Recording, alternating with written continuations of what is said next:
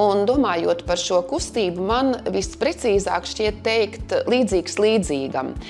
Jo tad, kad cilvēks uzzina diagnozi vēzis, patiesībā ir ļoti maz cilvēku, ar kuriem tā pa īstam dalīties, jo tuvinieki nevienmēr ir spējīgi saprast līdz galam tevi un arī paši ir ļoti nobijušies tajā situācijā.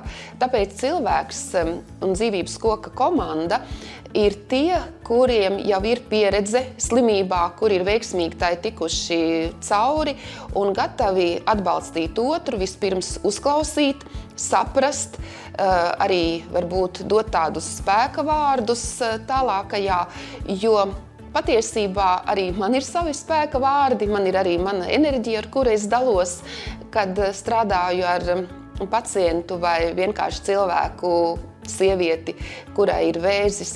Un dažkārt es saku, bet tā ir arī mana pārliecība, ko man savukārt kāds gudrs cilvēks iedeva. Viss pāries, arī tas, un dzīve turpināsies. Tāpēc ir vajadzīgs mentors, kurš ar savu piemēru, ar savu pieredzi iedod cilvēkam ticību, lai arī cik būs grūti, ka tam ir iespējams tikt pāri, jo tu neesi viens.